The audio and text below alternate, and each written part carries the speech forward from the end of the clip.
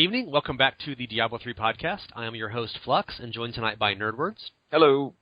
Also known as Geek Language.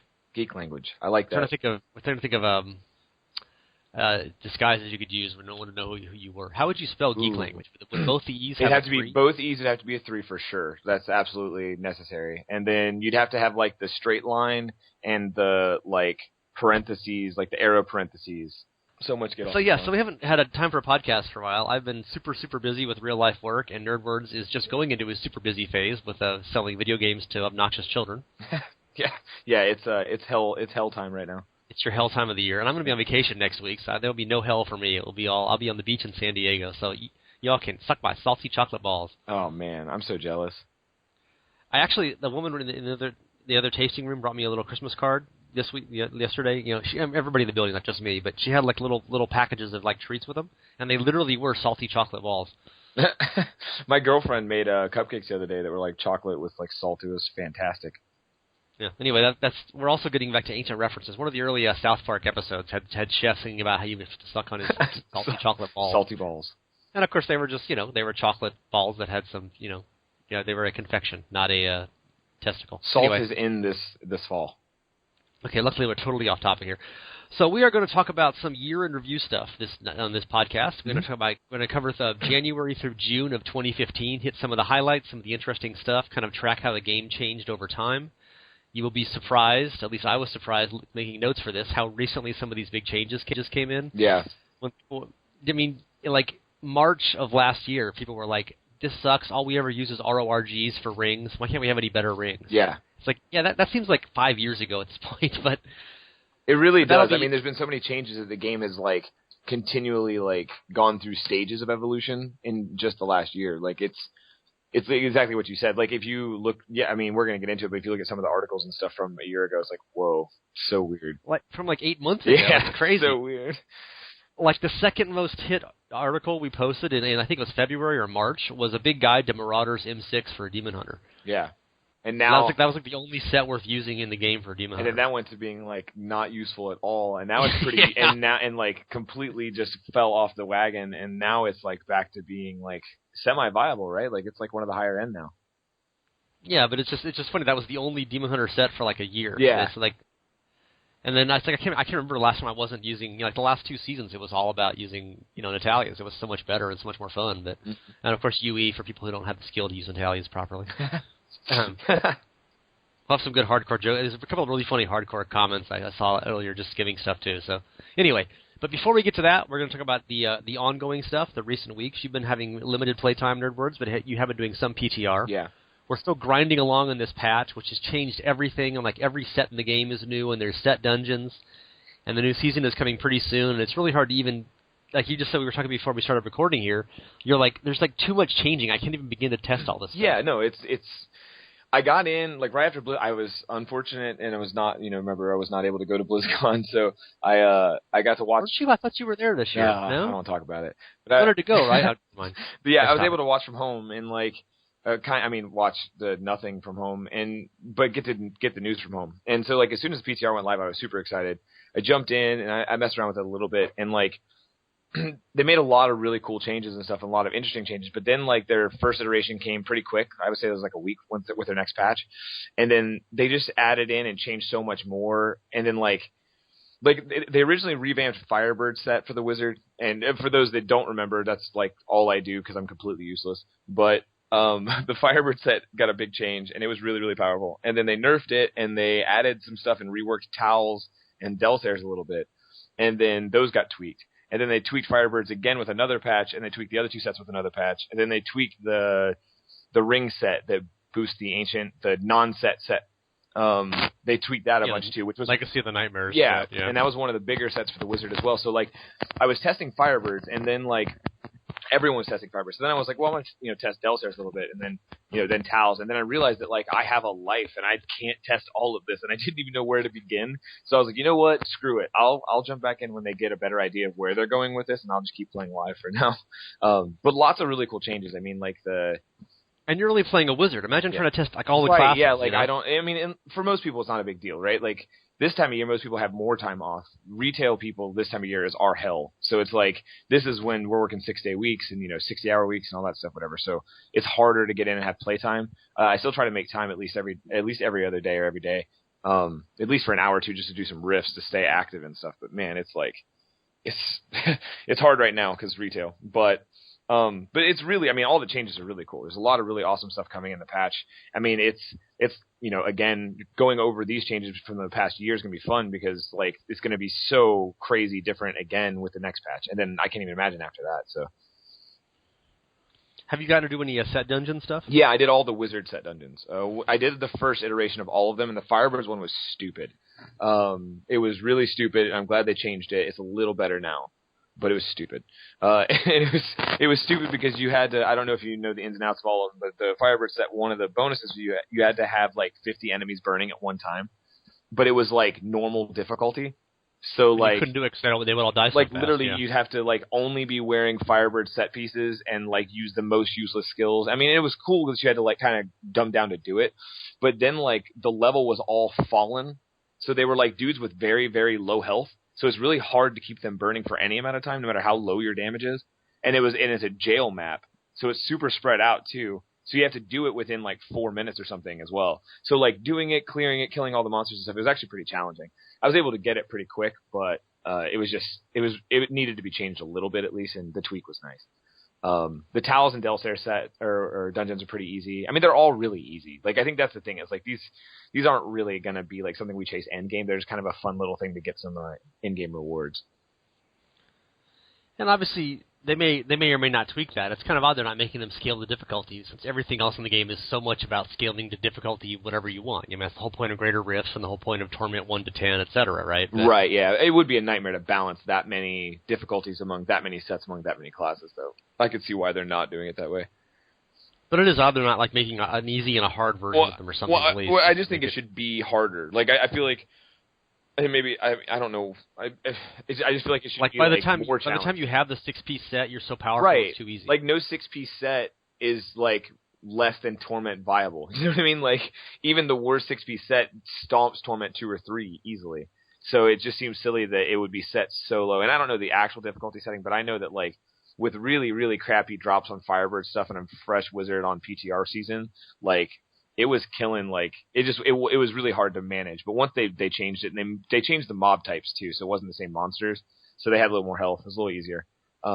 Which it's not supposed to be, easy. It's supposed to be hard, especially to get the master one. But it's just, it was just a weird kind of hard, I guess. It's weird that you have to dumb down and it be hard. But the balancing thing would be an issue. So people were debating the merits and the value of these sets and the bonuses you get from doing the set dungeons. Mm-hmm. And obviously the point Blizzard is making is they're trying to give you a reward for farming other stuff and for getting out of your usual build. Right.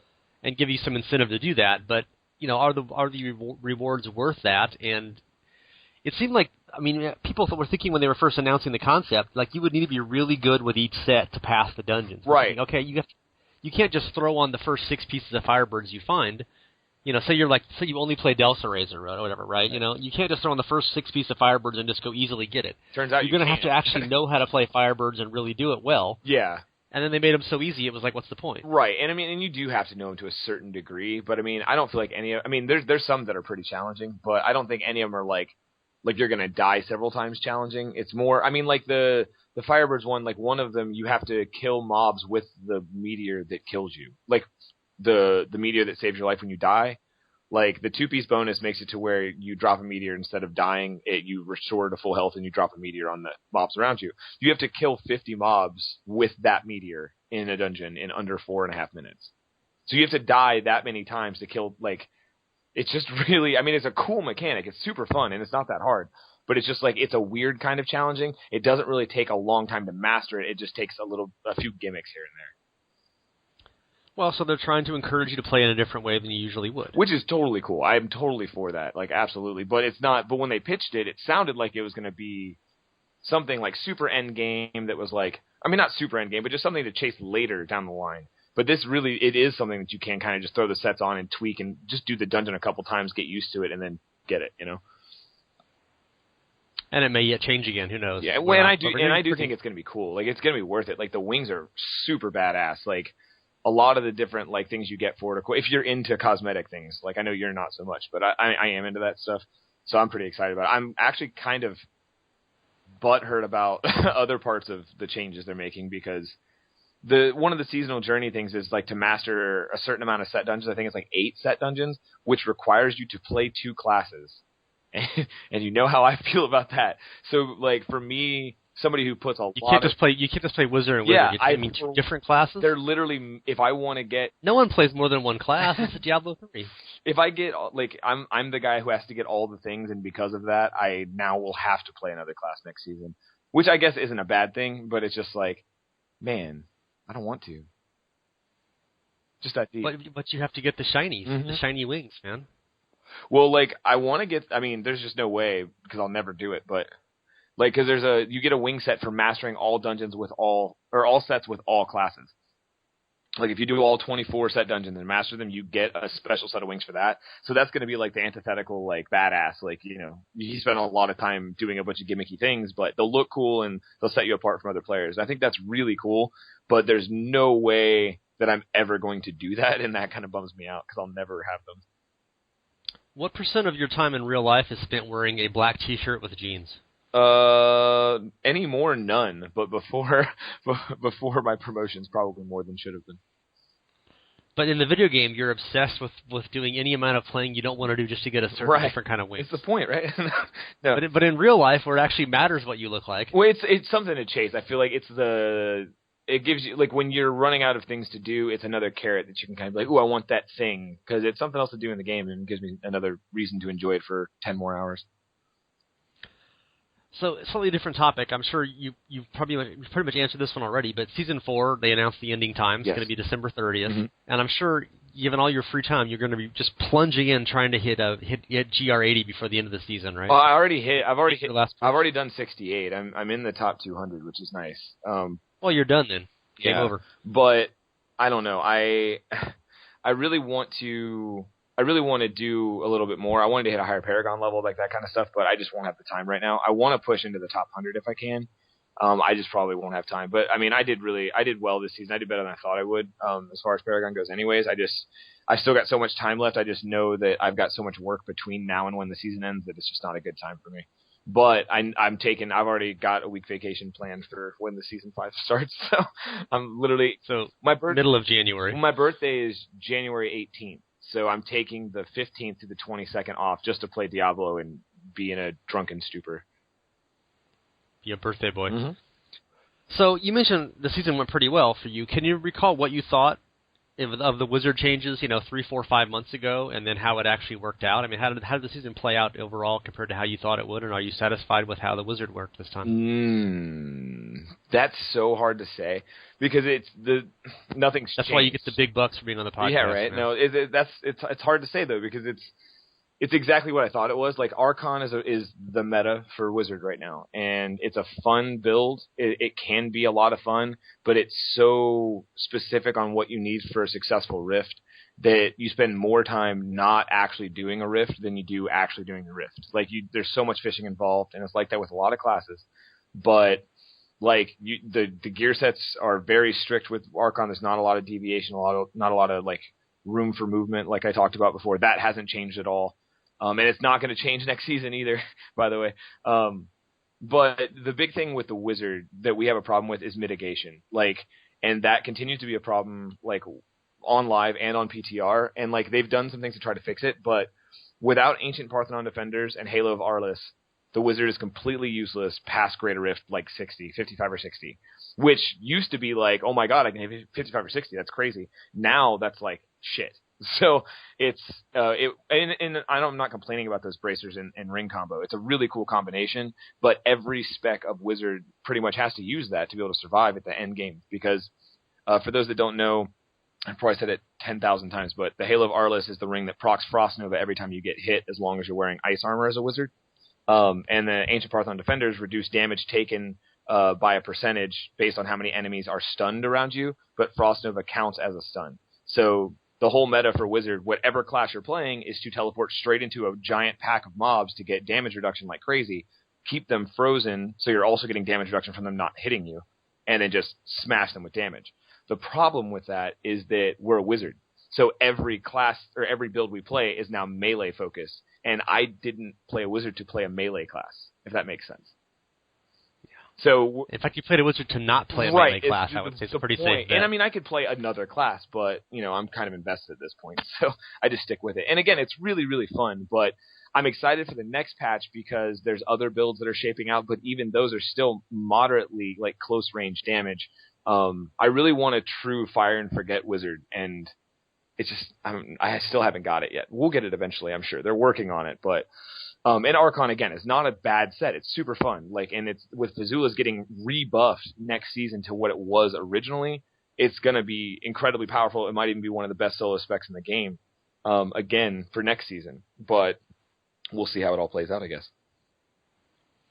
So at least there's some changes, and you've tried the new PTR stuff. Yeah, I've tried a good bit of it, yeah. What is your Paragon this season? Did you play more this season than past seasons? Or, how much real-life time constraints I've played more this season, but I've played more this season in the sense of chasing greater rifts. I'm Paragon 680, I think. I haven't even hit 700, but I've been trying to stay under and, clear as high as I could on greater rifts. So... and I was actually able to be semi-competitive with it, but with the whole botting issue and the Paragon being grossly exaggerated this season and stuff, I wanted to see kind of what if you spend the time and actually try to do it, how high you can clear. And you can actually, if you really fish and do what you got to do, you can get pretty high up there. And we've had conversations on other recent podcasts about the whole issue with botting and how you have to be Paragon 2000 to compete. And you've got to bot all day and get all your gear so you can fish effectively, and only multiplayer gets experience even worth bothering with. Yeah. And Blizzard has tried to address a few of those things on the new patch, and they cut. That was the whole Faustian bargain they tried on this patch, where they removed all of the special bonuses for more percent EXP gear and greater rifts. Right. Mm-hmm.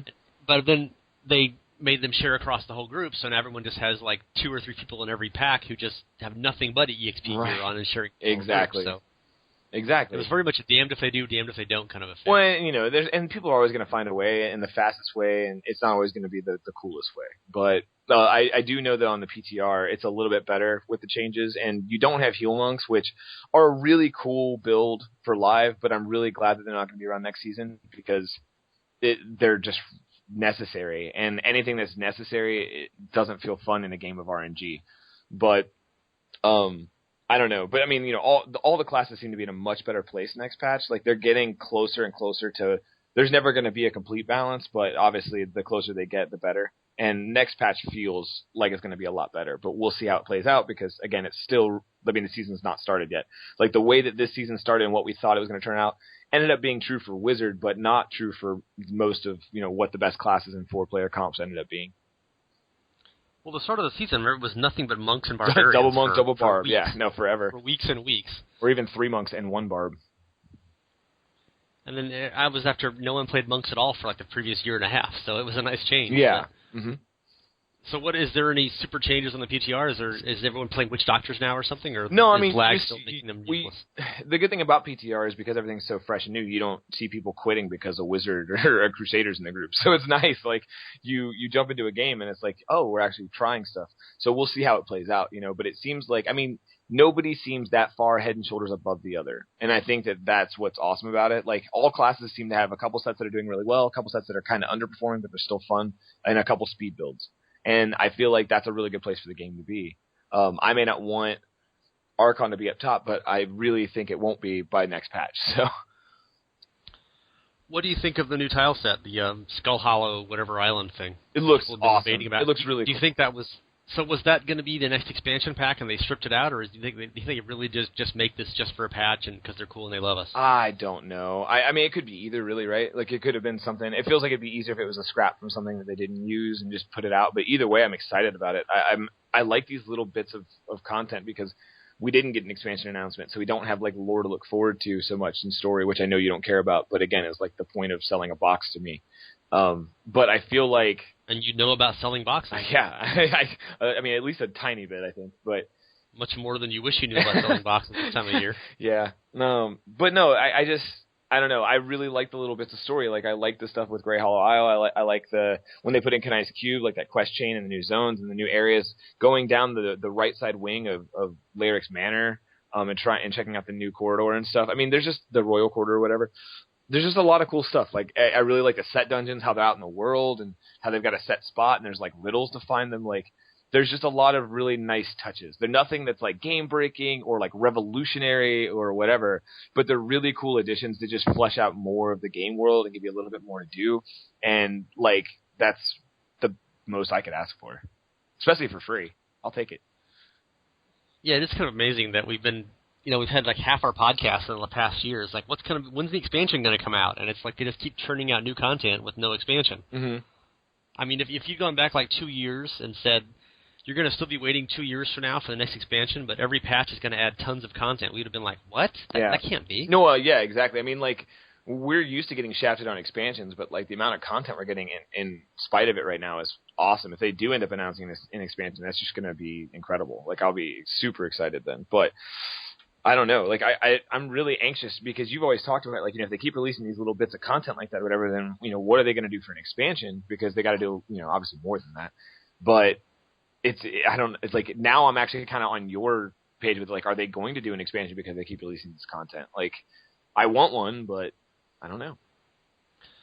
Well, we heard that whole thing from BlizzCon where they talked about, especially Monstrous on the podcast, the last one we did, where he talked to the developers so much and like how like chicken and waffles with Wyatt and like slept on his hotel room bed. And I heard on his couch basically. It's pretty funny. It was funny because the first two with Wolfpack and who else went? They had like no contact with anybody. Yeah. They were like super introverted and like I had heard Monstrous. Wolfpack's like I hung around the the slaughtered cafe all day and couldn't find any developers, and Monstrous like.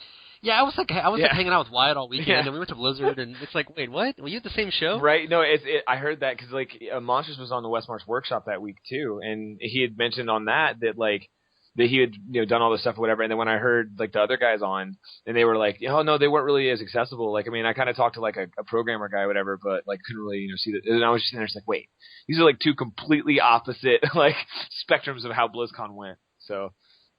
But I know that like Monstrous is more outgoing and kind of out with the community and going and talking to people and stuff like that, so that might have helped. But he's also Canadian. Everyone loves Canadians. Yeah, that's very true. Canadians are very nice people, and I haven't met Monstrous yet, but I'm sure he's a very nice guy. Well, he's Canadian, so how could he not be? Right? Yeah, I mean, you have to. It's like a country law or something. Once you get to know all about him, then it's pretty fun. Oh yes. Yeah, what was the over/under on Canadian jokes last week? We passed it by the halfway mark in the show. You killed it. That was pretty easy. You killed it. I don't think we're there yet. We'll keep snowshoeing along and see how that works out. Yeah. Yes, the dog sled's parked out back. Okay, so any other recent stuff that's going on? I mean, obviously you've got your time off scheduled for the end of for the start of next season. Yeah. You're still wizarding, and what other class are you going to do? Are you going to just where you I think I'm finally. You've already got in here. No, I actually, and which is what you should do, right? That would make the most sense. But no, like if I'm going to play another class, I'm going to play one I want to play. So I'm probably going to play Demon Hunter and finally do it because I really like the Demon Hunter class, and maybe they'll actually feel like a range class, so that'll feel nice.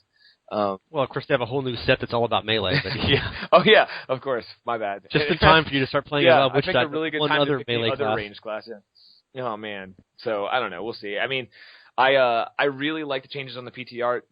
Straight up though, people that aren't following it, like Wizard class is getting turned on its head next season. It's going to be really interesting because, like, have you been following the Wizard changes at all? Oh yes, every one of them. I figured as much, but I'm going to recap them for you real quick for you. Just for the listeners who haven't been following just for the people that aren't as in tune with it as you are. Well, first off, they're upping Fazula's Improbable Chain, the seasonal belt that came out this season, made it to where the number of Archon stacks you automatically you start with 15 to 20 Archon stacks as soon as you jump into Archon, and that's your source of damage and resistance, like when you're in Archon form. It was 40 to 50 on PTR, and they nerfed it right before the patch came out.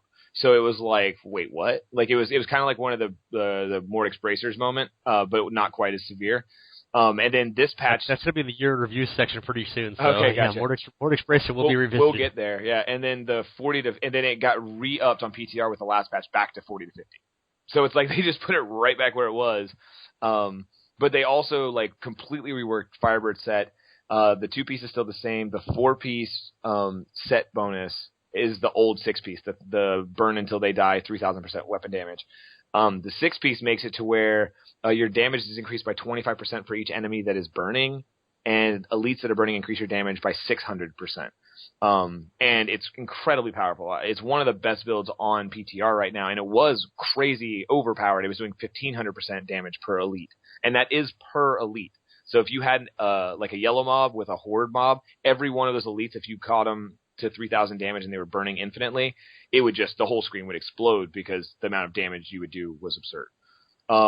So that was a really fun build, but then they kind of nerfed it and tuned it, and it's got back in line. It's still, I think, ahead of most things. But then they reworked Tau Rashas. They like completely changed the 2-piece bonus. They changed the 6-piece bonus. They gave it more damage now. And then Delsairs, they gave the 6-piece bonus more damage. They gave the 4-piece bonus. They changed the mitigation bonus on it, and they added 4 more spells to it. So it's like every set with the wizard got completely reworked. There's no way you could have an idea of how it's going to shake out right now. Like, there's no way. There's just not enough people playing the PTR and not enough time involved yet. You know what I mean? And they keep changing things so often that it's hard to keep up and to know. So it's one of those things where it's kind of like, let's just wait for the patch to drop and then we'll jump in. But and just see what the number one guy on the Chinese realm has just copy and we'll paste. Just use right? that. Well, I mean, and then they've added in a new belt that makes your signature spells attack 50% faster and restore more arcane power. A new source that makes it to where your elemental exposure's damage is increased by 10%, which is the passive ability that makes it to where every element you do damage with gives you a damage increase. So it's like, then they added in the sigil, etch sigil, which makes it to where when you're channeling a spell, you cast your other spenders on the bar. So you can be casting Disintegrate, and you're shooting out energy twisters from your wizard without hard casting them at all, which is sick. Like, it's super awesome. They changed the Death Wish sword, a crafting sword, to make it to where you did 100% more damage with the channeling spells the wizard has. Then they nerfed it, and then they rebuffed it. So it's like there's been so much all over the place with just that class that I was like, I'm going to step back, go back to live, and I'll catch this after the first of the year. But you provided a useful summary of all the crazy changes. Yeah, which there'll be a test later, so I hope all you listeners at home are taking notes. That's not even all of them. That's like that's just a portion, man. There's so many more changes. I mean, there's so many new legendaries that the wizard can use next season that buff different skills and abilities. That, like, right now, I think the top clear on PTR is actually a mix between Firebirds and Tau Rashas. There's a good Legacy of Nightmares build that's going around. There's a Wand of Woe build with Delsairs that's going around. Delsairs actually cleared the highest, I think, day before yesterday. They beat out Firebirds. So it's like nobody has any idea what's going on right now, which is good. It's super cool, and it's a super good place for it to be. I'm just curious to see what's going to be what. But I will say that almost every one of those builds is still using that bracers and ring combo I was talking about earlier. Almost every one of them. Yeah. Well, unless they want to die constantly. Right, yeah. You have plenty of when options. When you're doing though. Greater Rift 75 and 80, which these builds are doing, you've got to be able to get mitigation, and you can't get enough mitigation on an item without teleporting into a group of mobs and frost novaing them. Looking at this, year review overview thing here. I almost said Overwatch. Wrong game. But, I mean, obviously that was not Diablo 3. It's been a long time since Diablo 3 Vanilla came out. That was in what was it, May of 2012. Right. Mm-hmm. But you just look at how much is going on in all the patches now. And they had this gigantic team back then, and it took them like 6 months to get in like Paragon levels. Right. It's like, what happened? How come before launch it took them so long to make any feature changes? They launched the game with these horrible, crappy, like one good legendary item in the whole game. Yeah. And it's like if they do more in like every patch now than they did in like the first year and a half of Diablo 3 in terms of patching. Well, right, and it seems like they're doing it with a much smaller team. Now, mind you, obviously we don't know everything that's going on, but I mean, at least the heads that keep popping out are a much smaller group of people. Yeah, it's just amazing. Obviously, they know what they're doing now. They've got a better system. They've all been developing the game for adding stuff onto it. But it's just crazy to think how long we used to wait for like any little incremental change. Mm-hmm. And now it's like you wonder if they could like. This is kind of true of everything in life. If you only knew now what you knew then, right, or vice versa. Mm-hmm. Like if you took all the current developers and put them in a time machine back to like 2010, would Diablo come out like in 2011 with like a much better game like Diablo 3? I honestly think. I mean, I know that like some of the team is still the same, but I feel like the team is just so much better now. Not that they're necessarily better designers or programmers or whatever, but that they have a better idea of where the community wants the game to go, and they've had a lot of success because of that. I feel like if that team, if the team that was making Diablo and developing content for it now Like, if the full team was there for launch, I believe it would have been a much different game at launch. So you're saying it's all Jake Wilson's fault? Not so much as I feel like that the new breed of Diablo guys that they got, like, just had a better idea for it. But they also had a good model for what not to do as well. Okay, Nerdwards says it's all Jay Wilson's fault. Okay, next topic. So any other current stuff before we get into the 2015 in review thing here? Not really. I do want to say a little bit about, like, the system changes, because, like, those cannot be understated. The best part about the patches, yeah, there's a lot of cool content. There's new set dungeons. There's, empowered rifts. There's, new legendary gems. There's new legendaries. There's new sets. There's revamped. I mean, everything. There's so much stuff for this patch. But the best parts are the buff UI. Oh, my God. Do you know what it's like to... Okay, like I said earlier, Archons survive off of stacks that you gain from hitting enemies, so it's constantly fluctuating. So if you could literally be in a game by yourself, and your buff will fall off the bar. You'll have so many buffs on your bar that you won't even be able to see how many Archon stacks you have while you're in Archon in solo. That's broken, right? That's not working as intended, and they finally fixed it, and it's amazing. Like the way that... But do you know which shrine is active though? Because you might forget what shrine is active once in a while. Right? Yeah, because that's totally necessary. Like, because if you don't know if you have 5% more magic find for 4.5 minutes, that's really going to change your gameplay. Right. You need to make sure you know that part. What's really funny though is that the wizard still ends up getting the shorter end of the stick, because even though they fixed the buff icons and everything, and it looks a lot better, it's working much better, and you can see your icons. Because Archon works the way it does, you use the Swami to carry your stacks over, and the way that Archon gains so much power and is able to compete so high is because it stacks, 300, or 150 or whatever, 200 stacks of Archon, and then you lose Archon. You bump the cooldown off by casting a bunch of spells really fast, and then you stack Archon again. So you're stacking 2 Archon buffs. With the new UI, they don't overlap. One just overrides the other. So you have the buff from both being there, but you can't see the second buff. So it's like there's still... Basically, they just need to uncomplicate the wizard a tiny bit, I feel like. There's still complication issues with that class that I just don't see other ones having as much. But that... It's always about wizards, isn't it? It's always about wizards. Well, it just seems... I mean, like, does that not seem weird, right? Like, the whole mechanic for the build is unseeable. Like, I mean, obviously you can still be successful with it, but it just... You should be able to see what you're doing, I feel like, in a game that has a UI. That's the point of a UI. But... It seems like they probably just put a global fix in to say, newer buff of the same thing overrides older buff of the same thing. Right. They forgot there's one actual, set that needs to show them both. Right. And that also is the unique design of the wizard class. It has a lot of different mechanics that other classes don't use so much or don't have to rely on. So it's cool. It's interesting, but it's just really strange that we get out of these little strange problems. But that, and then the numbers crunch looks really good. It's super solid, super sleek looking. Easier to read and track and follow and all that. It's just a lot of really good changes. The legendary gems now show the legendary gem level on the gems icon in your stash and inventory and in the upgrade screen. You can see it. You didn't like hovering over every one to make sure it was the right gem? Right, yeah, you don't have to hover anymore. It just automatically shows on the icon. It's amazing. Like, little changes like that are what's really going to be the big deal about the patch. The stuff that people aren't talking about as much, because that's the stuff that you use the most. That's the stuff we take for granted, and it's awesome. And then plus, all the cool new stuff. There's so much cool new stuff. Yeah, so the Harry Potter portion of the podcast is now over. It's not. It's been all wizards all the time for the last 20 minutes. Look, I think thank you, Mr. Weasley. I think that you and everyone else has learned that if I'm on, that's pretty much all I'm going to talk about, because I'm singularly focused. Well, it used to be just me. I would talk about nothing but Demon Hunters for the entire podcast. I'm just going to start a wizard podcast. I'll just do that. I'll just do a solo wizard podcast so I can go cry in a corner by myself. I think you've been doing that for the last 20 minutes. Pretty much, yeah.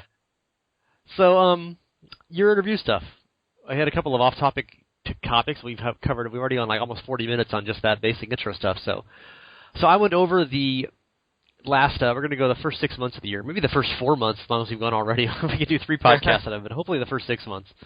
And in our dashboard, in our WordPress format for running the site, you can look at all of the posts, sort them by time period, by months, by weeks, whatever, and then look at the ones that got the most views and the most comments or whatever to kind of get a sense of, as opposed to just scrolling down the main page archives for 100 hours. Mm-hmm. So I wish everyone could see that, but of course it's only possible if you actually have access to the WordPress stuff. So to do that, you have to be a writer on the website, like I used to be, and otherwise you can't see it. So unfortunately I can't give that to the rest of you guys. But just going back to January, the big news in January was patch 2.2 was coming up soon. And the end of Season 1 was coming up soon. We were waiting for Season 2. So, like, the most viewed thing was Diablo 3 Season 2 start times confirmed. And, you know, the other ones, new item sets coming in patch 2.0. Patch 2.0 patch notes. And the one we mentioned earlier. So basically, it's a lot of that stuff, you know, what's coming up in the new patch, which is always going to be the most hit stuff, you know, when there's new news and new details. Right, so brings new views, yeah.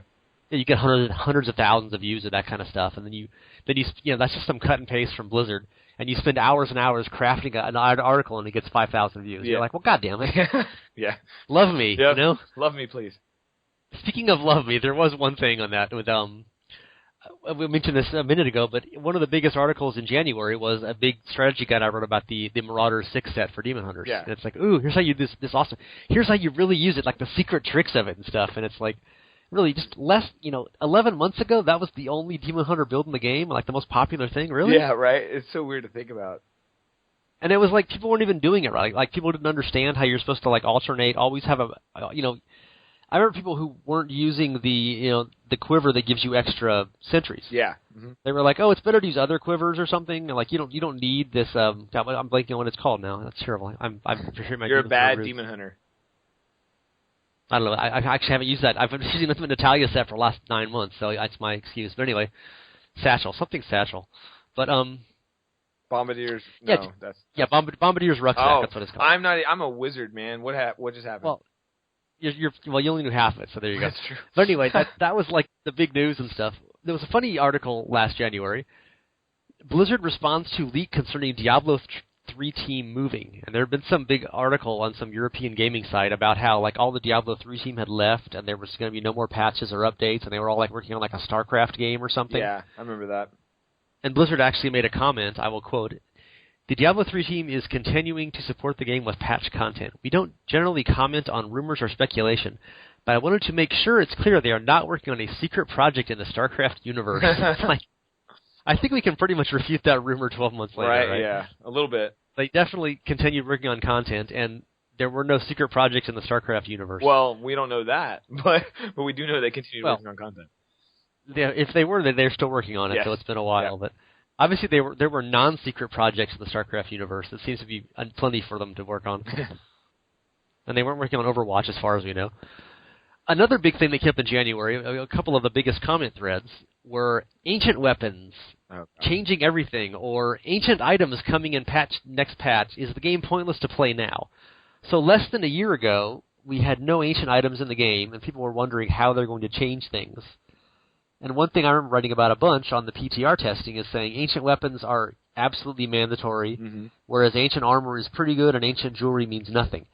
And people, that was just like not sinking in. They kept getting these big blue threads like, can I find an ancient RORG? Will that change my build? It's like, yes, you'll have 110 more strength. No, it doesn't matter, you know? But people obviously, once they finally started testing the game, once the patch went live, it was like, very quickly became quite obvious that ancient weapons were all that mattered. Right. Mm-hmm. Or at least that, obviously well, other that's definitely the way it mattered. played out. I mean, that jewelry, you pretty much called it. I mean, that was the way it's been. But ancient weapons are, of course, and then, of course, the whole next season was ancient weapons. Like, you had to have certain builds where it was really hard to find the ancient weapon you wanted, and then, the type of weapon you wanted, and then you had to get it ancient or else your character was never going to be measuring up. Right. And that was a debate for much of the year. You'll see that in the next couple of months coming up here for January. The other news items were like, I'm ruined by not getting the ancient item. How can they fix ancient items, etc.? Yeah. But it is funny that just 11 months ago, how much of this stuff... and it's kind of like, I don't know, it's similar to where we're going to be soon, because with the Legacy of Nightmares coming out, they made it easier and not quite so required, or it was still required, but they gave you ways to farm it a little easier with the cube and like things like that, and now they're giving you more power for having ancient items. So it's almost like we're going to be having the same conversation again of like, because there's going to be some classes where Legacy of Nightmares might be the best spec. And then ancient's required for everywhere. I am speaking to you from January 2015. I do not know what a cube is. I don't know what ancients of what nightmares? I don't know what that is. That does not exist in my game. You are confusing me. I do not like your bright flashing lights and colors. Right? Yeah. But no, it's really weird to see and to say that, because we're about to have that same conversation, It just, what comes around goes around, right? It's all in cycles. So then February 2015 we got up to, and that was the most viewed items were, Season 2 legendary items, new patch stuff, what's coming in 2.20, patch notes, that kind of thing. Pretty obvious stuff. Mm. One of the interesting comments early on at the start of February was, fixing the Ring of Royal Grandeur. How can we make this mandatory item less essential? It's like, yeah, that's I guess Blizzard figured out a way to do that, huh? Yeah, totally. When's the last time you wore a Ring of Royal Grandeur in the game? Right now, actually. But I'm farming, so there's a few builds that I can use to farm with. But aside from that, I mean, it's good for niche builds and like farming builds and speed builds, I guess, for some classes. But other than that, it's definitely not required endgame anymore. That's for sure. Neither is Unity. They fixed the Unity problem too. Yeah, and then pretty soon after this, everyone had Focus Restraint on. That's like the next month when it's like, okay, everyone just uses Focus Restraint. But so the first time they really started making changes to Legendary Rings was in this patch 2.2, which was back in early of last year. Mm-hmm. And up to that point, everybody just used Unity and Ring of Royal Grandeur and God, what's the other one? Unity, Focus and Restraint, Unity, Ring of Royal Grandeur, Stone and Jordan. Stone and Jordan. No, nobody said there was another one that people used to always use. I'm blanking on. It was Roar, Unity, and one other one that people wasn't even SOJ. But anyway, those are the three anyone ever used before Focus Restraint kind of took over stuff. I don't know. Am I having a brain fart right now? I don't know. It's so long I've forgotten all of this. I looked at this notes like 20 minutes ago and I've already forgotten it. It's all your goddamn wizard talk, Harry Potter. Sorry. Did you see that trailer, by the way? Never mind. No. Next topic. Have you seen Star Wars yet, by the way? Yes, I actually have. Of course you have. Of course I have. Once or more than once? Once, but I would have seen it twice if I wasn't with a bunch of assholes. Like I walked out and was like, that's the problem in most of life. I was like, there's another showing and it's not completely full yet, and they were like, but I want to go home, and I was like, you guys are fucking assholes, and we left. Okay, I may see it next week. I don't know. It's worth it. That's all I'm gonna say. But it's worth it. Is it as good as episodes 1, 2, and 3? Absolutely. Even better? Do you miss Jar Jar? Yeah. Actually, maybe he's in it. It might be a spoiler. He might actually be in it. Yeah, he's totally in it. It's Is he awesome? He's actually the Sith Lord that ruled everything, right? Yep. Did you see that like last month? What? That became a thing. People were like writing these like long things like how Jar Jar was actually the Sith Lord in charge of the world, and like it was all secret. I'm like, come on. Yeah, that exists because the internet exists. People are George Lucas is a pud. He doesn't do any of this. Speaking of wizards and stuff, just the last few nights when I've had like an hour a night before I crash, I've been watching some movies, and I watched the first 3 Harry Potter movies, which I hadn't seen in like 5 years. Mm-hmm. And it's amazing how much better the third one is, just in terms of like movie making. Well, it becomes not a kids movie in the third one. Yeah, the first 2 are so basic, and it's just like ABC storytelling. And the third one, they've got like every time there's a scene that starts off, they show like a long shot of the castle. And there's a lot of humor. Like, they show some bird flying by, and, like, the Whomping Willow, like, smashes it out of the sky. Yeah, it was just well done. I mean, plus the cast, they had a lot of new cast members come in that were really, really cool. Yeah, I mean, it's just... And the third one gets much more serious. Serious. See what I did there? The third one is the prisoner... Oh, it's so bad. The third one is the Prisoner of Azkaban, where Sirius Black breaks out, and, it becomes much more of an adult's movie at that point, or less of a kid's movie. But I was thinking of this is not totally off topic, but because I was thinking about the Star Wars thing, where episodes 1, 2, and 3 were so, like, just formulaic and just, like, simplified, like really bad dialogue and just sort of this ABC storytelling.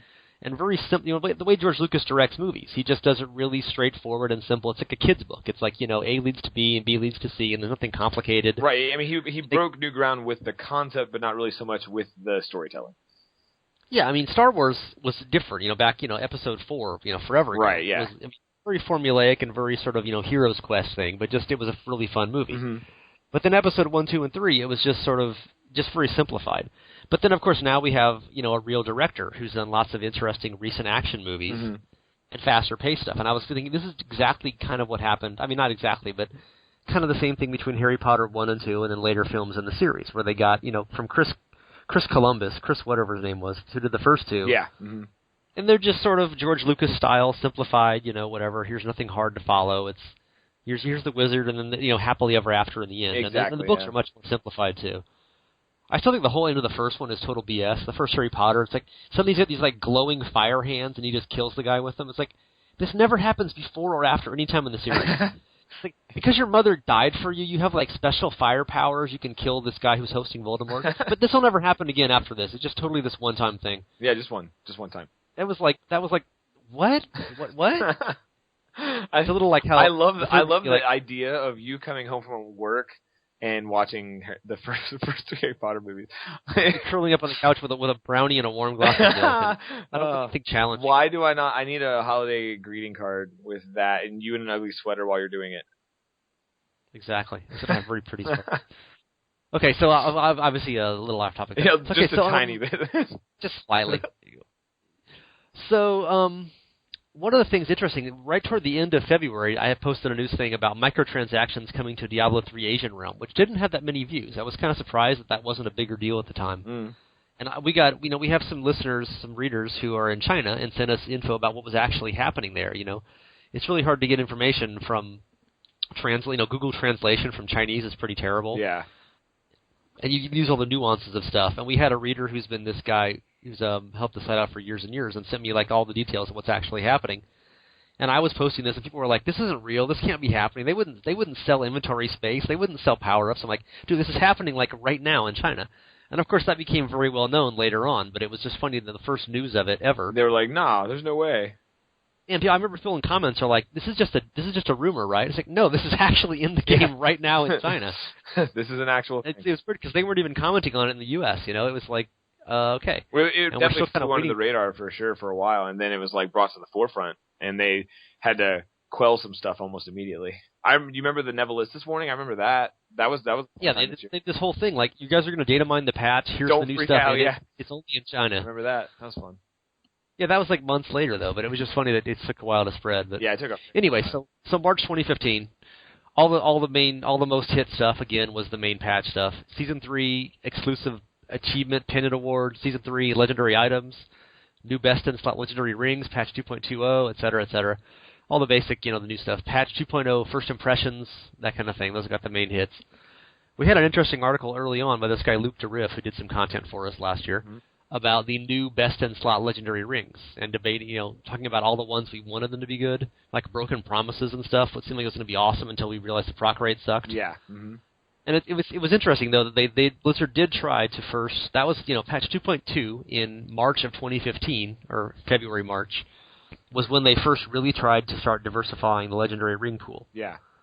And that was when we first got focus restraint that actually did stuff. And it took a while before people realized that focus restraint was the best thing. Well, it wasn't the best for everyone at first because not everyone was using builders. Yeah, but we were so used to using Ring of Royal Grandeur that people were like, I have to wear all 6 pieces of my set? I can't do that. Yeah. This is before the cube, of course, so you had no other option. But I just remember it took a while before people were like, focus restraint, how does that work? And then once people learned to alternate, at least every 5 seconds, it was like, okay, this is by far the most powerful rings for most builds. But it took a while to realize it. Yeah, it took a very long time. And I mean, but once it did, it was everyone. And then like I remember when it caught on, like when the Wizard community caught on to it, like it was with that teleport spam Talrasha build, and like you pretty much just switched out. Like everyone was already using the build, then you just switched out. And you started just hard casting spenders off behind you, not even trying to hit mobs with it. You were just casting it to get the proc, and that was it. Yeah, that was when there was the big focus restraint backlash, where Blizzard was saying, okay, this is obviously, we didn't want you to just stick some spender on your build and just cast, some crap behind you every 4.7 seconds just to keep the buff up. Right. We wanted to actually reward builds that used spenders and generators at the same time. Yeah. So yeah. They've been tweaking stuff since then, but it was funny how, it's always these, like they thought, I think Blizzard's theory was that there are very few builds that use hate spenders and generators. We'll give you a really awesome buff for those of you who do. And then, of course, the buff was so awesome that people started cramming this into every build possible. They just throw in some random generator, right, just to make it just to get the buff. Yep, exactly. I mean, it all became about. I mean, Diablo is a game of stacking multipliers. You want to stack as many multipliers as you can to be able to push your damage as high as you can, and that was the quintessential multiplier for a long time. And I mean, it still is for a lot of classes, though, too. And I think that's the thing that I like the best is they did diversify the ring pool because, like, you don't see everybody using Ring of Royal Grandeur or Unity or, Focus and Restraint, and you won't see everybody using Legacy of Nightmares or the Endless Walk set, but you will see a mix of all of them within the pool for the class. And I think that was the end game goal, and that's what they always said, and I feel like it was success. Yeah, pretty much. Yeah, man. Trying to find a thing here. You'll be proud of me. Yeah. While you're trying to find a thing, I'm currently finishing my level 70 hardcore wizard. Good. Hope you die. I'm literally not even going to hit Paragon 1, though. As soon as I hit 70, I'm just going to log off. Never hit Paragon 1. You just want the shiny wings. Yeah, just so you guys could get off my back about it, you and Leviathan and old Niner. Exactly. So we mentioned that one of the big news items at the start of February of last year was ancient weapons. Do you have to use them, etc.? And then one of the most hit items in March was ancient weapons. How can we fix this problem of the mandatory weapon deal? So it's funny how just a few weeks it's like, hey, these are now mandatory, and how do we change them? Mm-hmm. And we had a vote on that, and the vote options, you could pick more than one topic, so they were multiple fixes. So here's the topics. Which ones do you pick? Say yes or no after each one. Okay. No changes needed. Current system is fine. Yes. You liar. No, that's literally what I put, I remember, because I didn't have a problem with it.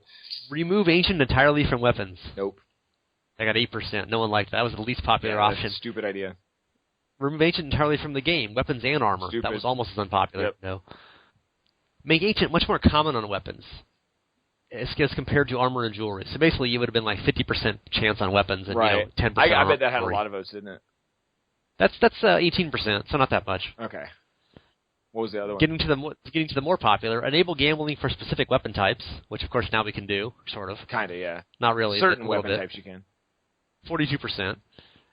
Enable ancientizing weapons via a new type of grift, enchanting, etc. That was by far the most popular choice. Huh. And we're still waiting on that, so. Interesting. Well, enable I mean, ancientizing. they kind of gave us that to the cube. Yeah. So the cube made it possible. Obviously, there's no actual make this item ancient in the cube thing exactly, but you just re-roll it until you get an ancient one. So. But they gave you the chance at making an ancient. Yeah, so Blizzard pretty much didn't exactly take what the community wanted in this case, but they gave us, more complicated ways to do this. They did what they could, bless them. Sure. But, it worked out, so more or less. Yeah. So, April 2015, by far the most viewed thing, updated patch 2.2 legendary drop rates and gambling odds. Those are always the most viewed thing. When someone does some huge data mining project or figures out all the odds or gives a big spreadsheet for something, mm-hmm. and then you put that in HTML so it's actually viewable. You don't need to go to Google Docs and have a right kind of browser to view it. Right. You just put a huge list of here's every legendary, here's every whatever, here's the gambling odds. That's always the most linked because it gets a big link on BNet forums or Reddit or whatever. Right. Yeah, it gets a lot of hits. That always kind of gets the most traffic. It's kind of annoying that way. You just format something in a readable form, people will look at it. So there you Copy go. and paste. Yeah, exactly. And then the next most patch 2.2, everything new, patch notes, etc. One thing that was another thing interesting, one of the more viewed items of that month was, I think I posted about how Keywardens are now global drops, where everybody in the game either gets the key or not. And as someone pointed out, that actually had gone in the previous patch, but it wasn't well known. And of course, like the first 10 comments were all like, "You're an idiot, you're a noob, this is already in the game," blah blah blah. Which illustrates another one of the joys of the internet. If you ever want to get feedback, just make one mistake in anything you post. Ever. Every comment will be about that. It's just amazing. Like, you useless piece of grit. It's like, dude, really? Come on. You can post a 30 paragraph article, like 5,000 words, and all this kind of content and new ideas and stuff. And if there's one thing that's a factual error, even if it's a typo, every comment will be like, in paragraph 17.43, you misstated this factor. Yeah. You can just you can almost hear them retucking their shirts as they type. Pushing up. It's just yeah, of course, because no one ever made a mistake in any of their comments. Exactly. They've never made any one error, and if they did, you'd be wrong to point it out because their mommy loves them best. And something you mentioned earlier in our chat, Mortick's bracer. Oh. That was a big thing in April of 2015, where right before the patch, they took this bracer that was going to make a super awesome thing for, what was it? It was every form of Wrath of the Berserker at once, I think. Yeah, it gave you every rune for Wrath. Yeah. Yeah, so you had every form at once from a bracer, and that was in the PTR, and right before the patch went live, they just vanished it from the game. They were like, ooh, no, never mind, that's too much. And the first week of the patch, it was just nonstop barb QQs. Usually it's nonstop barb WWs. This was nonstop barb QQs. And it was you've ruined my class. Meanwhile, the barbs were the top 50 spots on the leaderboard at that point. But they weren't. They were only sort of overpowered. They weren't grotesquely overpowered, and that meant the end of the world. Yeah. Yep, it was all. Unlike when there's It's different when there's like a wizard nerf because you guys are very calm and rational and you don't complain. There's no screaming. Totally. It's only barbarians that do this, right? Yeah, no, it totally is. We're a much more reasonable group. Exactly. And so Mortick's Bracer has never come back. Blizzard just felt that, as I recall, they also vastly nerfed like the 6-piece bonus for the Whirlwind set from like 500 to 100% like at the same time. Yeah, I mean, so it was kind of like both of them were they drastically changed it right when it hit. I mean, it changed the whole meta for what the Barb was doing, I remember. But I do I remember clearly, like 2 weeks into the patch, the Barbs were like as higher than anybody else on the ladder. Yeah, like they were still killing everyone. So it was like, well, cry about it a little bit, guys. Yeah, it's like imagine if they had Mortick's Bracer. It'd be like Monks this season, you know? They'd be like, hey, everyone's a Barb. Yep. And we couldn't have that. And we still had a lot of that with the Barb this season too. Barb's always going to be a popular class. I just think aesthetically people are in love with it, and I understand it is cool. I just don't want to play it. I remember for forever, like the first two seasons, it was like Demon Hunters had the most powerful builds with the M6 and stuff. Yeah. And it was like people would be like, it's what, only Demon Hunters can be super overpowered? Of course, forgetting that like for like 20%, like 2/3 of Diablo 3 vanilla, like useless. Barbs were grotesquely overpowered. And Demon Hunters, more specifically, Demon Hunters were completely useless though. I mean, like they were good, but they had really crappy survivability, and the damage wasn't high enough to really be worth. I mean, they were not a class that was doing well. Let's put it that way. Yeah, there were months and months of jokes about how the Barb was so overpowered because it was Jake Wilson's favorite class. I mean, back when he was still the game director. It'd be like, of course it's the most powerful class, the Barb. It's Jay Wilson's class. He's the one who runs the game. Yeah. And somehow that kind of all was forgotten once we got to later days and Jay Wilson was no longer the developer. He was specializing in late-night drunken Facebook posts. Yeah. One of the other most popular articles in April was Wizard changes preview for patch 2.2, and that was written by, I was trying to think who it was. I couldn't remember. Some idiot. It was I don't know. Language Geek, something like that? Something like that, I don't remember. So do you recall your first brush with fame? Was that the... It was like you were dating a Kardashian. Suddenly everyone knew you everywhere. Yeah, I guess. I don't know. You had like your 18,000 hits on this article, and it was like, oh my god, this guy's like a wizard expert. Yeah, expert my ass.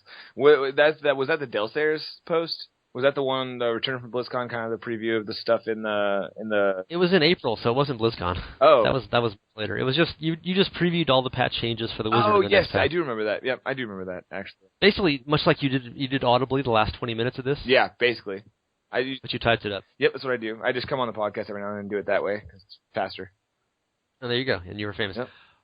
One of the other much-viewed things in April was Blood Thief exploit hotfixed bans coming. Yes. And I can vaguely recall what that was. There was some way to force them to spawn or something? No. You were, basically, you would start a Greater Rift, like 40, 50, whatever, and one person would run the Greater Rift while 3 other people did bounties, and if they found a Blood Goblin, that Blood Goblin would drop, like, hundreds of thousands of blood shards because the Greater Rift scaled up the blood shards for some reason. Like, it was, like, a bug.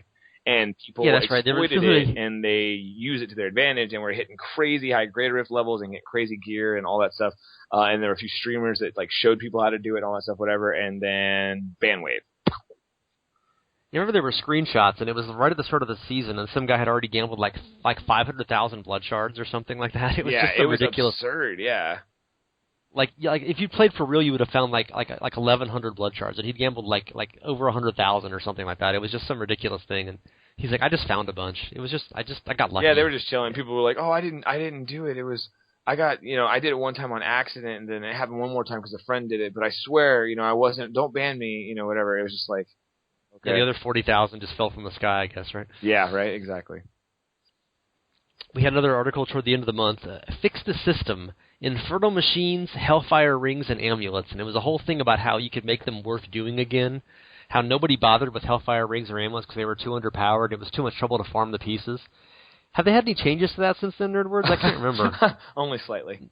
Nobody does those anymore, right? They're still too hard to get. Right, it's too, like absolutely. 16 games to get all the they rings went and from being pieces. too hard to get to being best in slot for a lot of classes. That's the coolest part about it. Like they not only fixed it, at least to a degree. It's not going to be best for everyone, but it's best for some, and I think that's cool. And it is worth farming for every class, I think, right? Like, Wizard's probably the most pointless, but that's because our passives are pointless. I don't think that's the fault of the game system. It's the fault of the really, really bad design of Wizard passives. But other than that, it's fine, though. Yeah, so like the first 2 years of Diablo 3, you had to find... They were called Keywardens because they dropped keys, You had to get one key of each kind to make that into one Infernal machine. So you needed at least 16 keys, and it was like a 50% drop rate at best. So it was like at least 32 runs, so at least 8 games of doing all 4 Keywordens in every game just to get into one. Yeah. Now you can do like 4 per game. It's just like absurd. Yeah. Yeah, you can find so many more. They drop the machines directly instead of the keys, and we've been joking they should be called Machine Wardens for like a year now, right? Yeah, which is like a really bad nu metal band name. Yeah, exactly. I think it's a rip off Nine Inch Nails back in the 90s. They had a song that was like head like a crevice in the earth. It was kind of similar. It's just a really, oh god, Machine Wardens. I see why they were terrible. I see why they didn't go that route, but they definitely need to rethink the name Keywarden, considering there isn't one anymore. They should have just made keys what mattered, because you still have They could just name. They could have just named them Wardens, and that works. Yeah, but then how would you abbreviate it? Just call them W. Well, then they wouldn't have a sweet nu metal band name to go with either. Exactly. Yeah, there's so much nu metal around these days. Yeah, all the. When was the last nu metal band? Like 15 years ago? Oh, I'm sure they still exist. They're just not like now all. Well, now they're nostalgia. Yeah, well, they are, but I'm sure there's still other bands that exist in the world. There's no market that's big enough that gives a shit. So. Yeah, they're playing a casino somewhere near you. It's always funny when you see those billboards for like the local Indian casino wherever you are. And it's always like Bonnie Raitt or something. It's like, who? What? They still exist? It's like the Pretenders or Saliva and OTEP. It's like, what? Yeah, it's like what? It's like I vaguely recall that band had one hit in 1993. Why are they still on? I forgot they still existed. It's cool. Well, good for them. And you straight up look on Wikipedia. Straight up. Look on Wikipedia. No, there's a small town out here, like probably 30 minutes outside of any normal town, and I'm not even joking. Like 7 months ago, there was a guest visit by Saliva to a vape shop in this town because they were selling their flavor vapes. And in that moment, my brain exploded with how angry I was. I was like, why does the world exist in the way that it does? I like when you look on their Wikipedia page and there's like the original bassist, the only guy left in the band. like the guitarist died and like the drummer OD'd and like the lead singer became like a born again Christian and moved to like Montana. Yeah, no, I know. Like the bassist is still there. I know. I've literally listened to maybe a quarter of a song ever from that band. So I'm not at all loving or hating. It's just really funny that a band was sponsoring vape pens in Athens, Alabama, a town of about 10,000 people. I'm pretty sure that's past the bottom of the barrel. Yeah, I think that's worse than the county fair, right? Like that used to be the joke was the county fair. Now it's vape shops in small towns. Some county fairs are big. What kind of crowd could you get at a vape shop anyway? Like 12 people? I mean, easily 10. 12 people and like 30 teeth between them? Is my making Alabama jokes? Oh, God. Oh. Were there more teeth or banjos in that store that day? Oh, I have no idea. I don't know. It's not like I didn't like. Or married first cousins. I didn't drive to check it out, or I'd let you know. No. Well, your tractor wouldn't fit down the bypass. Yeah. Right? So there you go. Exactly. Okay, so moving on. May 2015, biggest item of the month, stash for cash in China. Details revealed. Like I said, like 3 months later after the news first broke, it finally became a big thing. Yeah. So, and we're still waiting for stash for cash in America. I guess we're not getting it. We have, we got our they changed their minds. Blizzard, actually not Blizzard, but the Diablo team of Blizzard decided they don't like money apparently. They were like, about that. Which ties into our perpetual question. How are they going to fund this team working forever, giving out free content and patches? They have to do an expansion. I mean, I know Hearthstone makes a lot of money, but it's like, really? Yeah. I don't know. It'll be interesting. I'm curious. Yeah, speaking of expansion, the next 2 most viewed articles in May were both our guest articles by our contributor Nabi. Who a German fellow who's done a bunch of content for us and stuff, and who has been arguing strenuously for the past 3 years that every single news item means an expansion pack is coming out soon. Yeah. Like, we were leading up to like Gamescom like last year, not even this year, last year. Like, I'm talking like 14 months ago. There were like constant news things of Blizzard saying, yeah, no one's going to Gamescom. He's like, that means they're actually going in secret. Yeah, I remember all that was fun. That was his article was really fun. Yeah. It was very I want to believe, right? Well, it was almost kind of winky face at the end. It was almost like, okay, so I know it wasn't last time, but this time, really, like, it's really good. It's fun. Yeah, I don't mean to. I mean, Nabi did good content. I enjoyed reading it. And I actually agree with him. I was pretty sure we were getting expansion. Oh as yeah, well, we so all were. I mean, we were expecting it. but he's currently living somewhere in a commune in Dresden, rocking back and forth in a silent room and moaning to himself. Oh man! Until next game's come, at which point he'll be pretty sure we're getting another expansion pack, hopefully, and read us a cool article about it. Yep. Another cool thing I gotta get the other games out first. Another cool thing, not in April, oddly enough, in May, your opinion on the Diablo 3 Secret Cal level. So I totally forgotten that, but the anniversary, I was thinking it was an April Fool's thing. It was the anniversary of Diablo 3 Oh, I in remember, May. and one of the options was, should this be around always? And of course everyone said yes, and of course now it is. And now it is forever. So we had a vote on that. Changing the world, Flux. Changing the world. Exactly. Just one article at a time. The sixth option in the vote, I should have ended the podcast with this. Yeah. We could have had a perfect segue. But the sixth option in the vote was moo, moo, moo, moo, moo, moo. Which was, of course, the most popular selection. It was by far most voted, yeah. I remember that. We allowed multiple votes in this poll. But the problem is you put up polls that allow multiple votes, and there's no way you can possibly make it clear enough that is the case. Yeah. You put a vote that said, this vote allows multiple options, and the people only vote in one box on it. Yeah. And the options could be like, yes, yes, yes, more votes. And they would vote, you would have like one vote. People only click one box. It's really hard to get people to vote to realize there's more than one choice. So usually like the first good choice out of multiple ones gets like 84% of the vote, and the rest have like 32% each. Yeah. But yeah, so other than moo, moo, moo, moo, moo, which of course should have been the winner and was. Yep, right. People said it's okay, but I would have liked a buff to Magic Find or Gold Find also. And then the next one was awesome feature, fun and rewarding anniversary bonus. And of course there was also these, it sucks, it's not cool, I'm bored with it already.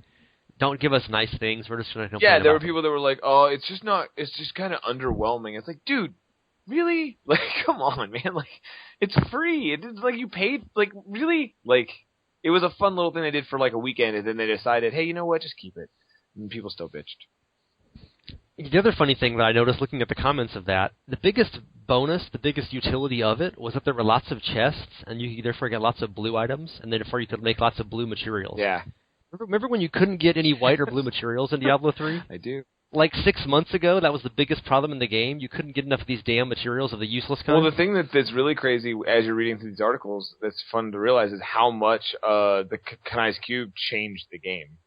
Like, how much it fixed. And how much it impacted. Yes. You've already named like 4 Yes, different systems that like were completely reworked just by having the cube. And the cube did help that, of course, but before that even happened, they changed a lot of stuff in patches and made especially the materials goblin drop tons and tons of blue and white stuff. Well, exactly. And then they started giving you lots more from salvaging those as well. Yeah. But I mean, for a while there, you would pick up every white and blue item you found just because you knew the materials. Yep, I remember going through. Kind of and I mean, I know before the cube came in the last patch, you still had battlefield runs where you would run through and just grab a weapon rack. Yeah. I was going to say, I remember getting excited when you get Battlefields of Eternity, that Act 5, that outdoor map in Act 5 with all the armor racks. Yep. You'd get that in a Greater Rift. You'd be like, oh, awesome, I'll grab every white item I see here, and I can stock like 150 white materials. Picking up nothing yellow in the entire level. It's like, who cares? They're just rare. Yeah, right. Just skip. Skip. Skip. Another thing that came out in last May was a big deal, was an article about how gear strategy, experience, equipment in T6 versus Grifts. Yes. And that was when people were just first sort of realizing that having gear on that gave you plus experience percentages was a huge bonus in Grifts as compared to in T6 games because it's, exponential versus arithmetic. Right. And obviously that's been like the entire theme of like the last 6 months of seasons, where it's like way too much experience, obviously, multiplied by multiplayer games. Yeah. Well, and the experience obviously has gotten like more and more out of hand, but they're working on that now too. It's almost like they're listening. But it's funny that, I remember reading about that and researching for that article, realizing, like, I kind of knew it was a little bit better to have experience gear in Grift, but I wasn't really sure why. But then once you started getting people who were doing the math on it, and once you got into really high Grifts, especially with multiple players, it was multiplying instead of adding. Yeah. And suddenly you're getting like 20 times the experience you get in a T6 game, and it's like, wait, what? With the same gear? How can that be? And of course that's become the whole macro of the game for last forever. Right. It's funny when these things are new. One other interesting thing from last May was an article about Death's Prophet. It was a data mining on the Chinese realm. And people found a Death's Prophet, which looked like a Ramalandi's gift, but it added a socket to jewelry. And that was like this whole rumor, this is going to be on the realm in the next patch. They're testing it out in the Chinese realm. It's a secret thing. I don't recall anything about that since then. We heard nothing else. I don't know if it was a rumor, someone just made it up like a photoshopped image or something, but I know people want it. That was back before you could get sockets in Hellfire amulets, or it was very hard to get one. Right. And so we were like, how would you ever, this would change everything. You could actually have a socket on your Hellfire amulet. Now, of course, they all come with sockets. So it's like, hey, there you go. Yep. Problem solved. Easy. Mischief managed. Oh, man. You're like the Harry Potter again. You goddamn wizards, you ruined everything. That's right, we do. Okay, last month we're covering here. This is going to be the end of the, we're covering just these 6 months in this show, and we're going to do the other ones in a couple of weeks, when after Christmas breaks and stuff. We go through July through December. June, all the new stuff came in late June. We had a couple of weeks of silence. So we used to call them a Diablo drought, TM. So end of June, suddenly, patch 2.3 theory crafting on Kanai's Cube, Blizzard Q&A on Kanai's Cube, patch 3 preview, new stuffs, Infernal Machine fixes socketed Hellfire Amulet, blah, blah, blah. So pretty much nothing happened in June until the end of the month, and then suddenly it was cubes. And can you recall the excitement? I mean, we've been talking about Kanai's Cube on and off here the whole podcast, but, that was, just 6 months ago, 5 months ago, really. It was before we even had this thing, and now it's like irreplaceable part of the game. Yeah, no, it's amazing. I mean, it's I think it's one of the best game design decisions they made.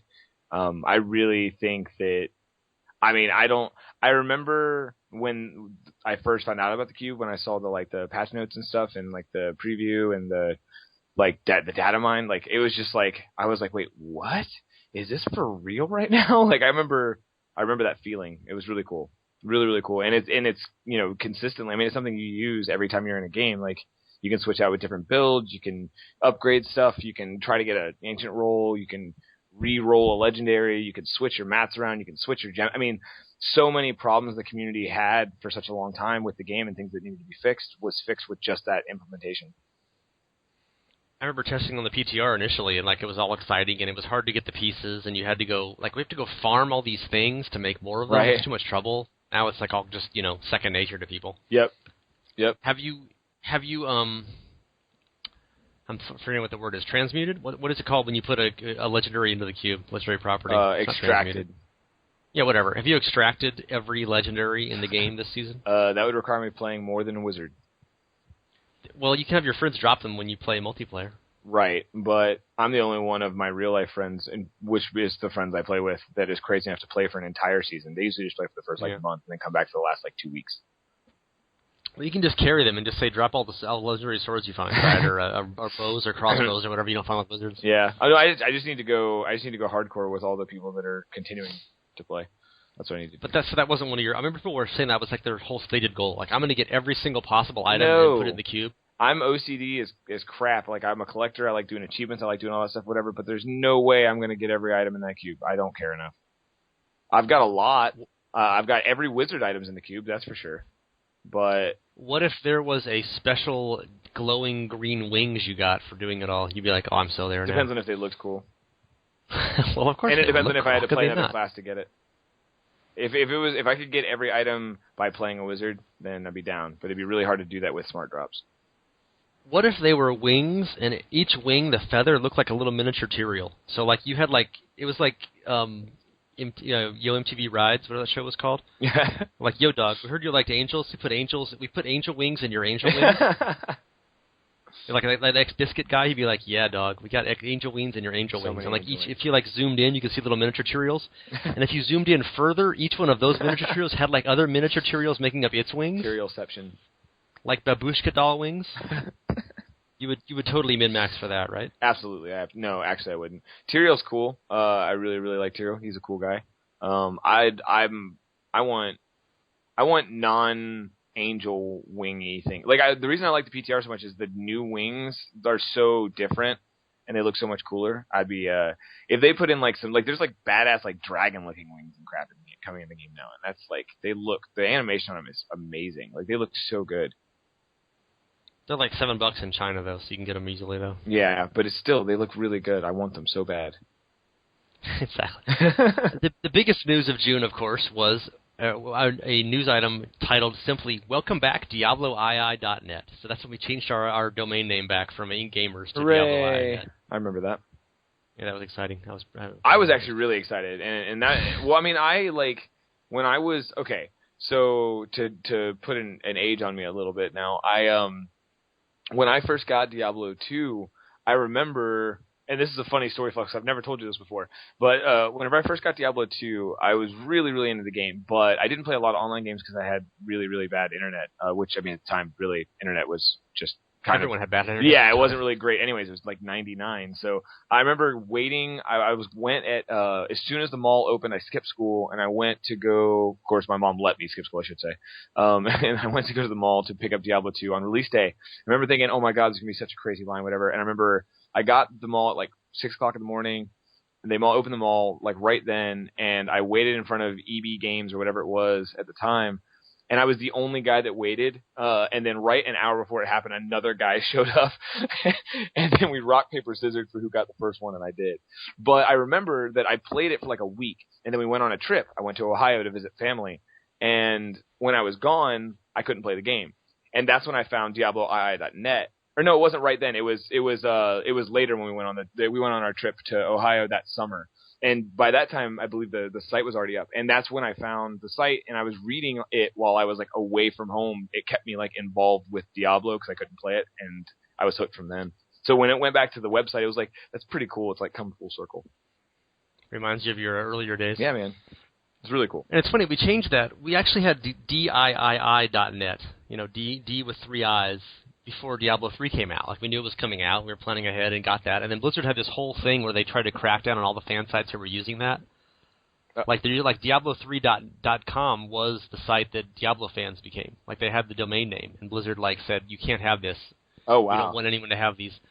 So it used to be everybody had Diablo and other Blizzard games in their websites. And Blizzard just made an effort at some point, had their lawyers get involved, and just said, we don't want people to think these are the official websites. We don't want people using their domain names. Yeah.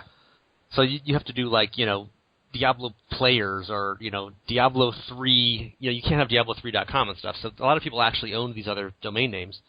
And so that's why we quit using. We were going to use, because people used to always call DiabloINet, they just called it D2Net or DIINet. Right. It was just the nickname. D2Net is what I always called it. People actually thought our URL was DII.net, which was like some cyber squatter. Yeah. It wasn't even a real website. But people would type it in forums so often, people had actually thought that was the domain name of the website. So we thought, hey, we'll just be D3Is.net, right? Mm-hmm. But then Blizzard was like, okay, we don't want anyone using this as fan site. So we're like, well, shit, so now we have a way to do something else. And a lot of it is due to ad revenues and stuff. It's like you get different ad rates if you're on a different domain name kind of thing. Right. Like it's hard to have a network where you all have different domain names. Like you want to have, if you have a virtual domain, which is like Diablo3.gamers.com or whatever we used to have, that counts as the same domain name, and you can have like the same ad sales, like the same. You can count all your traffic as the same domain. Right. Whereas if you have fan sites that are like World of Warcraft whatever or Diablo3 whatever, and then that's like part of the same network, you can't really make it commercially viable in that way. Right. So that's part of the reason we changed it, but that's not so much of an issue anymore. And we just we had the old domain name. Obviously, we kept it for 10 years or something. So well, and it's just it's a cool throwback. It's like I said, it's exciting for me. Whenever it was announced, that was really cool. I was excited about it. I remember we had talked a little bit beforehand, and I talked to Ellie a little bit too. So I had kind of known, but I was super pumped on it because, like I said, I was a huge fan of the site from back in the day. I've been following forever. I've been listening to the podcast since it started. So to be able to be on the podcast at all, let alone write articles and contribute to the site whenever I can, I'm stoked that you guys even give a shit that I'm around. So cool. Excite. Well, you're giving us cool stuff, and it's obviously you get big bucks somebody too, has to annoy everybody with wizard talk all the time. Exactly. Here's a break from my former Demon Hunter talk. Yeah, between me and you, yeah. One last thing that was funny in June was we had a vote. What is your highest solo Greater Rift clear in softcore and in hardcore, etc.? And of course now people are doing 75s and 80s, with the new stuff. Like there was one person who said they'd done a 50 or higher. The whole vote option only went up to 50. Oh, wow. I did every 5. It's 30, 35, 40, 45, 50. Mm-hmm. There was 2 people in the world that had done over a Greater Rift 50 at that point in softcore. Yeah. Nobody had done it in hardcore. Yep. And sorry, it went up to 60, but there were almost nobody who'd done over 60 at that point. And the vast majority of votes, 45 was the leading response for softcore, 45, 40, 50, 35, and then the fourth place was I don't play softcore, I haven't cleared a grift. Was 10% of the votes. So was that what season? That was the season before the Cube. Yeah, that was before the Cube Season coming before, up. yeah, So I think I hit. things changed a little 45 after the Cube came out. Yeah. Yeah, just slightly, just slightly. But then we hit the. Yeah, we did the same vote for softcore and hardcore. Leading response in hardcore is I have not played hardcore to clear to grift, 55%. So. And then in terms of the most popular after that, it was GR 40, 35, 45, 30, 25, 20, 50, etc. Yeah. But people of course lie on these responses. As I noted in a comment on this, I included up to GR 60 at that point, even though nobody had ever actually cleared greater of 60 solo in hardcore at that point. Mm-hmm. Just because it looked weird if one vote had like one more option than the other because they were side by side and it made them like kind of like cattywampus looking. Yeah. That's an awesome word, but like cattywampus. I like it. I back that. And of course, like out of the first 100 votes, there were like 3 people that said GR60 in hardcore. I'm like, funny because nobody in the world's ever done this. Check the leaderboards. There's nothing there. Yeah. Yeah. So obviously you can't. You have to kind of margin of error on these kind of votes. But the other funny thing, there were almost exactly half as many votes on the hardcore poll as the softcore poll, even though they were side by side and there was no entry requirement. Because of course the softcore people had to vote on the hardcore one. But they didn't even bother to lie, Didn't even bother to click I don't play hardcore. They just.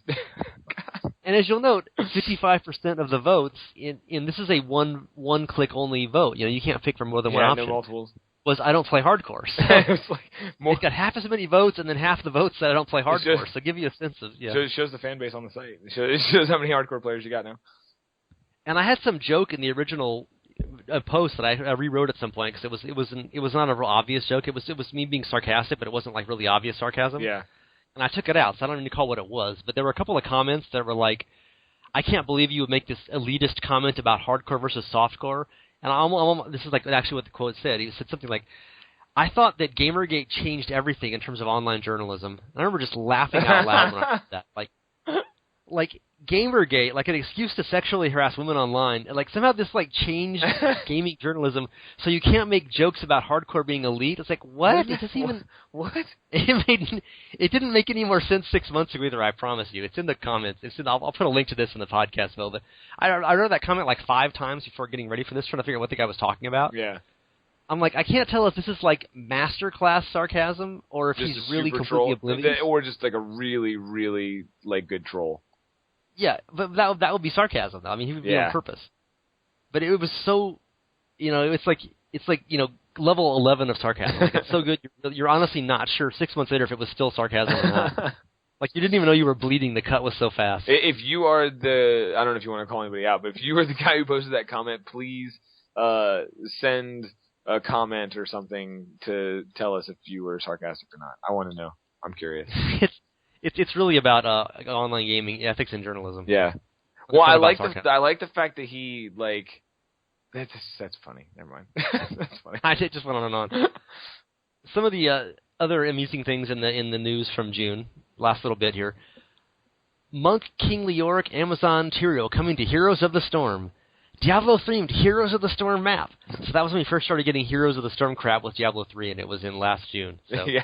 There you go. I would have said that was like 5 years ago also. It seems like it's been going on forever, but... I mean, it really does feel like... I feel like this year has flown by and at the same time also like taken forever in different contexts. Like, in real life, I feel like this year has been ridiculous, but in Diablo, I feel like this game has been out for like a decade now. Like, it feels like so much has changed and so much has evolved that, like, it doesn't feel like it's only been, like, what, 3 years? Yeah, not even 3 years. That's crazy. Like 2 years and 8 months. Yeah. And Reaper's been out for. It's only been like. Reaper's like what? Almost 2 years. Yeah, 20. Yeah, so it's May 2012 was Diablo 3, so it's been 3.5 years for Diablo 3. But so it's been like a year and a half for Reaper. It was March, so it's been 18 months, 20 months. Yeah, it feels so much longer than that, doesn't it? Like. Yeah. Holy cow! It's like everything on the internet is in dog years, man. It's reverse dog years. So weird. It's like 1 to 7 instead of 7 to 1. And one of the things that was interesting in June was there was a big article about how many hours played to top the leaderboards, and people were going through and like analyzing how many hours people had played to get to Paragon 1000.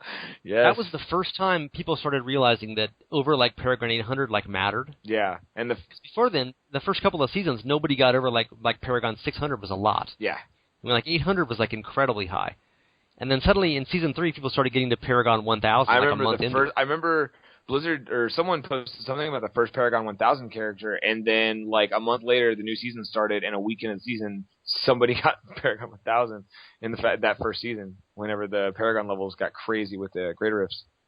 Yeah, and of course the plus experience gear and the multiplayer bonuses. Mm-hmm. But that's suddenly when it became a whole thing where, as you've talked about on the podcast in the past, if you're not like P1600, you can't compete at the top of the leaderboards. Mm. You just have to have that many more points in your main stat just from Paragon points. Yeah, it stacks up so much. And I remember we had debates about this and clearly discussing it, like when they first announced the new Paragon system, the overview, the reworked system, mm-hmm. and how it was useless to get past P600 because all you were getting to add to at that point was like a little bit more like IAS, and nobody cared about just 5 more main stat. What's the point? It's such a useless tiny bonus. Shouldn't they do something better for you at that point? Right, and now it's like, oh wait. And now it's like, well, that was when we thought like P800 was like, you would ever get in like 2 years of play. Right. And people are like P2700 like per season now. So it's just crazy how it's, and that's after they've increased the experience needed like 100% too, like multiple times. Yeah, so. They've done a lot with the tweaking on that. I mentioned earlier that if you could send the whole Diablo 3 team back like 4 years in time, how much they could have changed the game. Obviously, given our recent comments, if you could send the entire Diablo 3 community back like a year in time, and we knew now what we did then, or vice versa, you'd be like, wait, Paragons really matter, and all these things are going to be huge. Things we don't even know about now are going to be the most important thing in 3 months. Yep. Yeah, exactly. And that'll probably, of course, be true going forward. So stuff we don't even know about now for the current patch and what's upcoming is going to be the biggest deal. Like in March of like next year, it'll be like, why aren't we doing this? How come we did not know about this in advance? Why is this so overpowered? And now we don't even know. No one even knows it exists. So yeah, no, it's cool to go back and check like end of the year stuff like that, especially with this game right now because there's so many changes that they've had. It's crazy to see the difference. Okay, that sums up pretty well. Any final thoughts, man? I'm really excited for the next patch, and I'm kind of glad. I'm glad for the longer break between the seasons because I'll get to chill. But I'm really excited for 2.4. That's why you've been testing it all so much in advance, right? Yeah, right, exactly. Testing out every little nuance and possibility. I wish if normal hours prevailed right now, I would be testing a ton. There's so much going on and there's so much to test. It would be completely pointless for me to do anything right now. But I'm really excited because I'm excited to see where all the classes sit. I'm excited to get in and finally play a second class that isn't a third and fourth wizard in the season. And yeah, I don't know. I want an expansion announcement, obviously, like everyone else does. But I'm loving the content they're putting out, the new weapons, the new legendaries, the new sets, the everything, and I hope it keeps coming, man. I hope it does. So a couple of last Christmas-related topics here, vaguely. So you had your whole memory of going and waiting in line outside the gaming store to get Diablo 2. Yeah. Was that a formative experience? Is that why you now work in gaming retail? Yeah. Oh. You had such a good time waiting outside the store. You're like, I want to be the guy inside the store. Think how awesome that would be. I don't think so much, but I do know that the fun fact, the guy that actually sold me that copy of Diablo 2 is the guy that hired me like 8-9 years later, and then promoted me and helped me get promoted to where I am now. And did you have him fired at some point since then? No, he is no longer with the company though. Ironically, conveniently enough. Yep. I was gonna say, did you take power and then force him out on a Machiavellian ploy? No, not at all. It's too bad. Not like you're not Joss Mascara then. No, not at all. I do think that like back then, like that was I mean the world has changed a lot from Diablo 2's release in '99 till now. So it's. Like that's how you met the guys that you meet now in Skype or Mumble or Raid Call or just in communities and stuff was actually at the damn store and like you like this too, that's cool. Another person that likes this, that's cool. Now you can just find them online. And you actually had to go to stores to buy games in the old days. You had to like just buy them online. Your mom's basement. Exactly. Speaking of which, and your Mom! Cheetos and your Mountain Dew. Yeah, exactly. So do you get like one day off, like half a day off for Christmas, and then your biggest day of the year is like the 26th? I only have Christmas Day off between now and January 5th, and then. Do you open at midnight on 26th or what? Do you have a Black Friday thing? No, but Black Friday with where I work was really easy. Like the company's really good about taking care of the employees. We didn't open at midnight. It was like a soft open. We opened way later. We had a really big day. It was busy as hell, but it wasn't people fighting each other. It was really simple. But the day after Christmas is hell on earth. It is the worst day in retail because you have the normal amount of business plus all of the gift cards and all the sniveling kids with the gift cards in their hand that have to touch and ruin everything. And then you have all the returns on top of it. So it just becomes like a clusterfuck. It's going to be a nightmare, but it'll be over, and then it'll be crazy busy till January 15th, and then it'll be 8 months of coasting. Do people blame you for the fact that they need to get download patches for their PlayStation 2 or whatever their new PS3 or Xbone or whatever? No, but it's like it's your fault they had to get patches. My favorite thing that happens with us is when people call us when something's not working. Like if someone calls to say that their Xbox or their PlayStation's broken and this isn't running properly, and like, how do I fix this? And I go, hey man, so when your refrigerator's broken, do you call Walmart?